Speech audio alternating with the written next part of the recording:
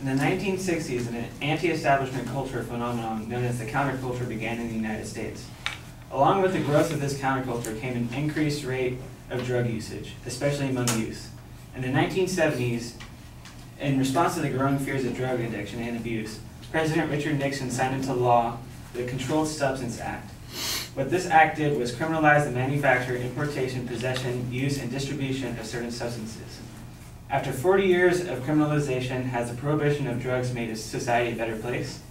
My main claim is, on balance, U.S. drug prohibition has been harmful to society. My supporting claims will be: 1, drug prohibition fails to discourage use; 2, drug prohibition has caused extensive human harm; and 3, drug prohibition harms the economy. Okay, on my first point, drug prohibition fails to discourage use. According to the National Survey on Drug Use and Health, illicit drug use among persons aged 12 or older has gone up from 8.3% to 9.2% between the years 2000 and 2012. Marijuana usage has gone up considerably higher, from 6.2% to 7.3%. Psychotherapeutics and hallucinogens have remained similar. There are 2 exceptions, which are cocaine and methamphetamine, which have dropped. But overall, what can be taken from these statistics is the drug war has not had, over the past decade, has had little results in decreasing drug use. Drug trafficking. One important factor in achieving the goals of prohibition is to prevent drugs from getting into the hands of those who desire them.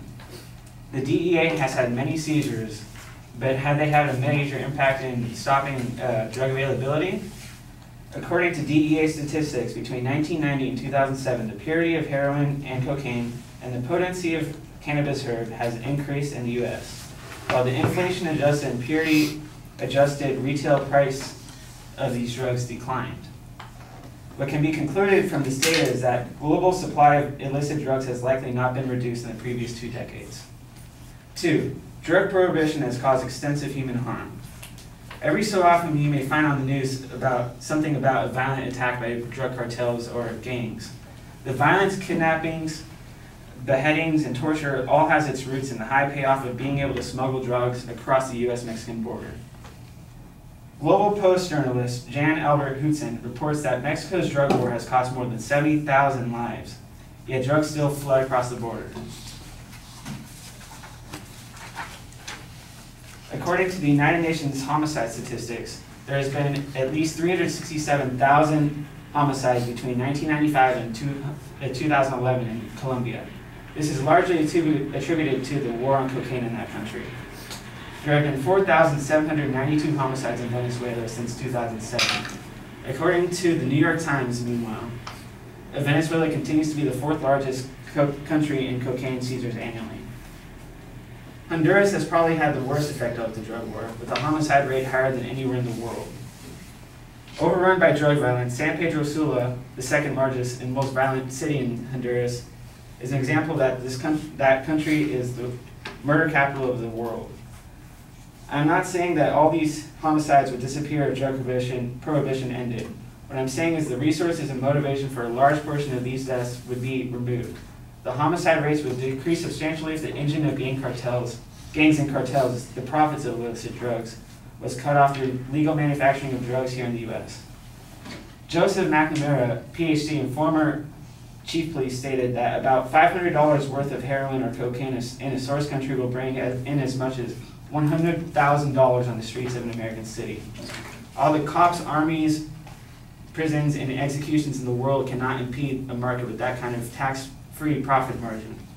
It is the illegality that permits the obscene markup, enriching drug traffickers, distributors, and dealers. My third point, drug prohibition is economically harmful. According to the Cato Institute, the report estimates that legalizing drugs would save roughly $41.3 billion a year in government expenditures on enforcement of prohibition. Approximately $8.7 billion of these savings would be from a result of legalizing marijuana and $32.6 billion legalizing other drugs. The result also estimates that drug legalization would yield tax revenue of $46.7 billion annually, assuming legal drugs were taxed at the rates comparable to those of alcohol and tobacco. In total, America has spent more than $1 trillion on the drug war. Ever since 1970, when Nixon's war on drugs began, the amount of money put into the war has risen drastically. His first drug fighting budget was $100 million. Now it's $15.1 billion, 31 times Nixon's amount when adjusted to inflation. Think about how much money that is, $1 trillion. Instead of using it on a policy that has shown little results for the investment, why haven't we used it on education or rehabilitation of drug addicts?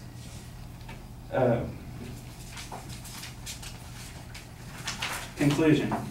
Because drug prohibition has, one, failed to discourage use, has caused extensive human harm, and is economically harmful, it is evident that drug prohibition is, on balance, harmful to society.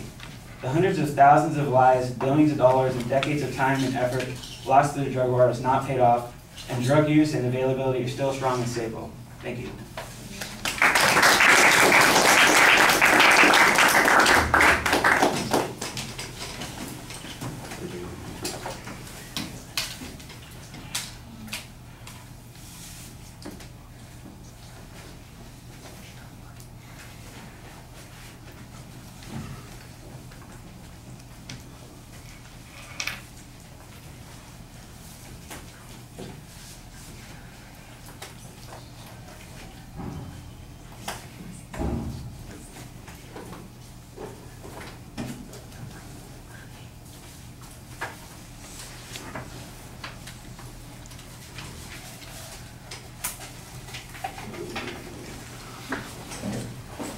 All right, the background is fine as an introduction. I think that you identify what the proposition is pretty clearly. There's a good layout of what the secondary structure is going to be. That's fine. As you move to the body of the speech, you do signpost those secondary claims. I do think sometimes that the transition language needs to be a little bit smoother and clearer.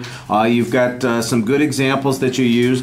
I think there's some statistical information that you present at the beginning that's a little bit inconsistent, and that seemed to be the weakest kind of evidence that you had in the argument. There was some excellent use of testimony evidence. You usually explain the premises or the underlying assumptions behind the premises that you're developing, and then you've got some expert or authority who explains how that works. You've got some factual data on the number of murders and the amount of money that we're spending, that sort of thing. I do think that in the long run there are some presuppositions built into this argument that need a little bit more development about the crime issue and its relationship to the illegality and the economic issue that you're making there. I think those points got a little bit underdeveloped, although I thought you had a good quote on the crime issue to try and connect that. Like you said, it's doubtful that it would all disappear. The question is what percentage of it would disappear with what change in the illegality. Like you mentioned, if there's a 100 times markup, or what was it, $500 investment gets you $100,000 on the street, that sort of thing. So let's suppose it reduced to, we reduced it by a factor of 10. It's a $10,000 return.